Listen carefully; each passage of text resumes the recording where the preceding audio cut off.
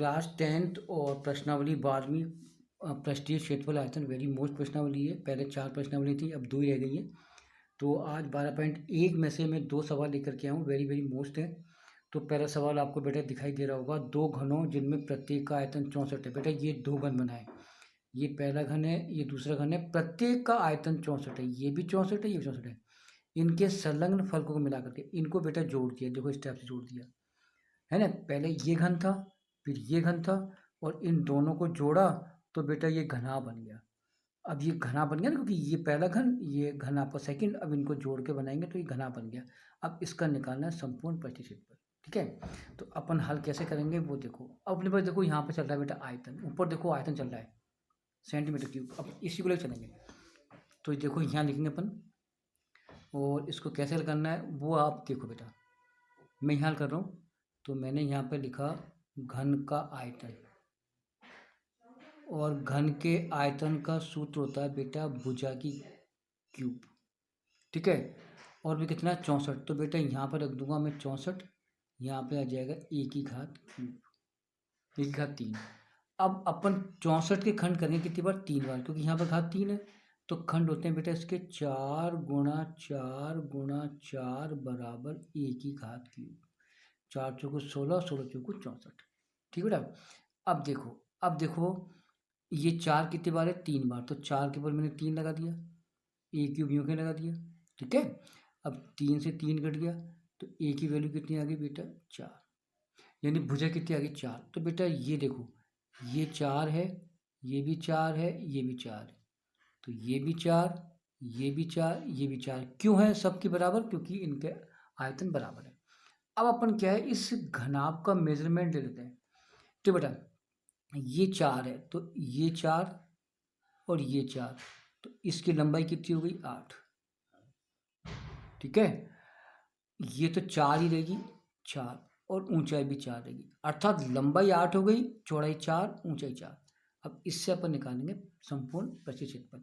तो अब इसके लिए मैंने यहाँ लिख रहा हूँ बेटा, यहाँ लिखा मैंने घनाभ का संपूर्ण पृष्ठीय क्षेत्रफल बराबर 2 ब्रैकेट लंबाई चौड़ाई प्लस चौड़ाई ऊंचाई प्लस ऊंचाई और लंबाई, ये होता है सूत्र, ठीक बेटा। अब अपन मान रखते हैं, ये बराबर आ गया, ये 2 का 2, L 8, ठीक है, लंबाई 8 इंटू चौड़ाई 4 प्लस चौड़ाई 4 ऊंचाई 4 प्लस ऊंचाई 4 लंबाई 8, ठीक बेटा।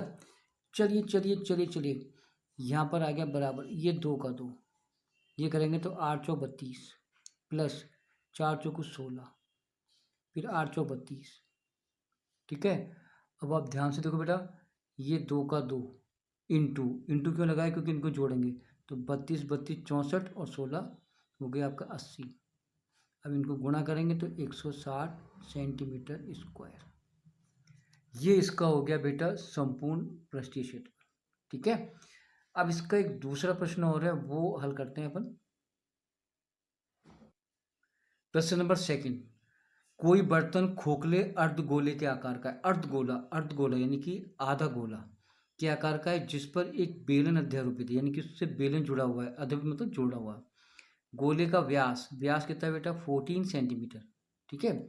और इस बर्तन की कुल ऊंचाई 13 है, तो इस बर्तन का आंतरिक पृष्ठीय क्षेत्रफल निकालो। अब इस पूरे प्रश्न के अकॉर्डिंग मैंने देखो यहाँ पर एक चित्र बना दिया, ये देखो बेटा मैंने चित्र बनाया, ठीक है। तो ये देखो मैंने चित्र बनाया, और इसके अंदर देखो ये नीचे एक अर्धगोला है, ऊपर ये बेटा बेलन जुड़ा हुआ है, ठीक है। और ये व्यास कितना है बेटा 14 है ना, तो इसकी बनाएंगे अपन त्रिज्या, देखो। और ये कंप्लीट हाइट यहाँ से लेकर के यहाँ तक की हाइट कितनी बेटा 13 है ना। तो अपन क्या करेंगे, अब इसका निकालना है अपने को आंतरिक पृष्ठीय क्षेत्रफल। चलो देखो, अब देखो क्या करेंगे, मैं इसकी जो जो मेजरमेंट है उनको मैं आपको लिख देता हूँ, फिर इसको समझा देंगे। व्यास कितना है 14, ये 14 था, तो इसकी रेडियस हो जाएगी 7 सेंटीमीटर, ठीक है। कंप्लीट हाइट कितनी बेटा 13, 13 कहाँ से कहाँ तक है, तो 13 बेटा आपका कंप्लीट हाइट, देखो मैंने यहाँ लिखा है, ये पूरी कंप्लीट हाइट यहाँ तक है 13। अब हम क्या करेंगे, इस बेलन की ऊंचाई निकालेंगे यहाँ से लेकर के यहाँ तक की। अब जब बेटा अर्धगोले में जितनी रेडियस होती है उतनी इसकी ऊंचाई होती है, ये नियम होता है। अब देखो मैंने यहाँ पे लिखा है, नीचे लिखा है बेलन की ऊंचाई। तो बेलन की ऊंचाई निकालने के लिए हम क्या करेंगे बेटा, ये 13 में से माइनस के 7 घटा देंगे, तो ये 6 आ जाएगी बेलन की ऊंचाई।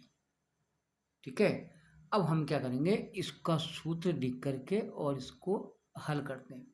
अब देखो बेटा हमें निकालना है आंतरिक पृष्ठीय क्षेत्रफल। तो बेटा एक तो आएगा बेलन का पृष्ठीय क्षेत्रफल, एक आएगा बेटा अर्धगोले का पृष्ठीय क्षेत्रफल, दोनों मिलकर के बर्तन बनाए, राइट। तो मैं देखो क्या करूँगा, मैं यहाँ पर एक लाइन लिखूँगा, बर्तन का पृष्ठीय क्षेत्रफल। तो मैंने यहाँ पे लिखा बेटा बर्तन का आंतरिक पृष्ठीय क्षेत्रफल। ठीक है बेटा, चलो पहले आएगा बेलन का पृष्ठीय क्षेत्रफल, मैंने यहाँ पे लिखा बेलन का पृष्ठीय क्षेत्रफल प्लस अर्धगोले का, प्लस अर्धगोले का पृष्ठीय क्षेत्रफल। ठीक है बेटा, चलो अब हम क्या करेंगे, इनका दोनों का लिख देते हैं सूत्र और जमा देते हैं। चलो बेलन का होता है बेटा 2πr/h और अर्धगोले का होता है 2πr², राइट। ये बराबर लगा दिया। अब बेटा 2πr कॉमन आ गया, तो बेटा 2πr कॉमन आ गया, तो जब 2πr कॉमन आएगा तो यहाँ बच गया h और यहाँ बच गया r।